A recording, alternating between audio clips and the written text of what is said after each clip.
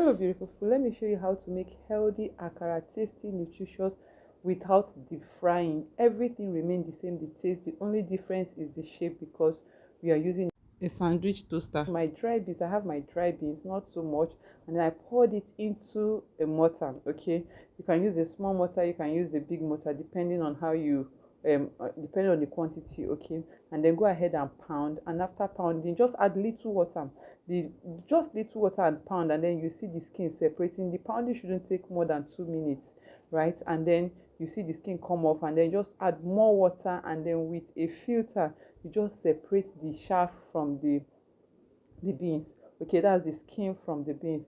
It's so easy. Everything shouldn't take you 10-15, more than 10-15 minutes, depending on the number of beans. Okay, the pounding before washing just makes it easy.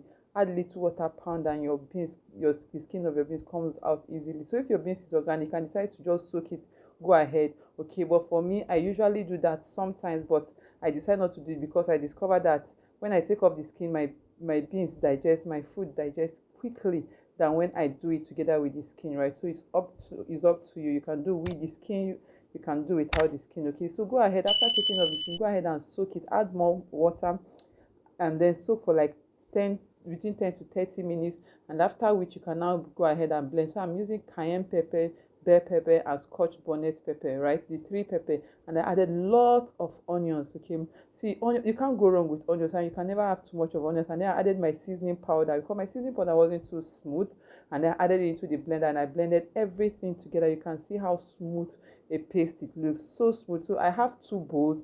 Okay, so one, I have a nephew that doesn't eat that doesn't like chopped onions and whatever and pepper inside. So that's why I have two bowls, and then I added my sea salt. Okay, so this is my chopped onions and pepper. I like it in my akara. Okay, so I'm going to put it in a bigger bowl. Everybody is going to take this. It's just him that will be having the one without onions. That's why that one is a smaller, in a smaller bowl, right? And then in my bread maker, just come up with your bread maker and then just grease the pan with oil of your choice, whatever oil you have, right? Just make sure the pan is greased up and down both sides, right? Just grease it lightly, and then get a deep spoon, and then to scoop your paste, right? So go ahead and scoop your moi moi paste into the bread maker, the sandwich maker, and guys, that is just all you need. All it, you can see how easy and how simple it is. So you do it on both sides, and then you go ahead, cover, and allow to cook. So once you cover, allow to cook, and then the red light, the I think mine has a yellow light. Okay, so once the yellow light is showing, go ahead and then open. Sometimes it can stick on the side, but now for this one, it stayed longer than necessary. That's why it was becoming brown. Okay, but if you do it, if you follow the timing, you will get it so well. And then sometimes, before you know, sometimes it can stick on the other side. So what you need, you just need a wooden spoon or spatula to just scrape it out, and then it comes out. Please don't use metal spoon. Okay, it's going to crack your bread maker, sandwich maker. You know it's made of non-stick. Okay, you don't want it crack, right?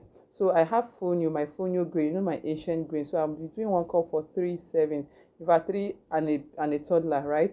Okay, because it swells a lot. Just in the boiling water, I added little sea salt, and then my 1 cup of fonio grain, and then I went ahead to cook. So in less than 1 minute, it has soaked up all the water. That's the thing with fonio, right? And then I added more water, and then I added my moringa. Moringa has lots of nutrients. Okay, so because it is difficult for us to take moringa, so I usually add it to some of my food. So like fonio, some of our cereal, I usually do that. So just mix it together, and nobody's going to taste the moringa, but then it is highly loaded. Your cereal is highly loaded with nutrition, moringa. Okay, and then added my honey. So whatever sweetener you are using is what you go ahead and use. I added my sweetener, and this is it, my honey. Okay, so if you've not subscribed, like and share. So this is, you can see how beautiful it is. Tastes the same thing, the aroma all over the place. The only thing is the shape. Okay, it gives you a different shape, but the taste, trust me, try it and come back and thank me later. Okay,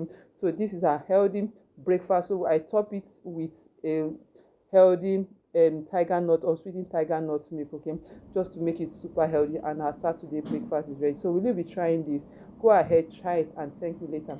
don't forget to like, subscribe, share, and leave a comment. And when you finally do, please come back with a review. Bye.